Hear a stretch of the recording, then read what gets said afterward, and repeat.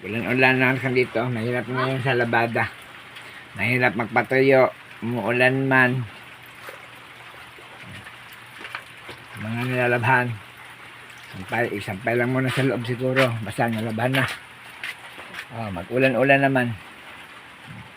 Kanya mga followers, ulan-ulan naman. Hindi ko lang alam sa Manila kung nag-ulan-ulan ba. Pero dito sa Cebu, nag-ulan-ulan. Kita nyo. Hindi na problema sa pagdilig ng halaman. Nadiligan naman ng ulan. Salamat tayo sa Ginoo. Terme, ulan init. Hangin libre.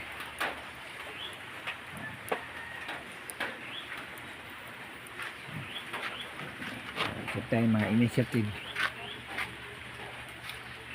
Ano siya? Ang paligid. Basa umulan. Kahit ang pusa. Oh, ang iring. Natugnaw na.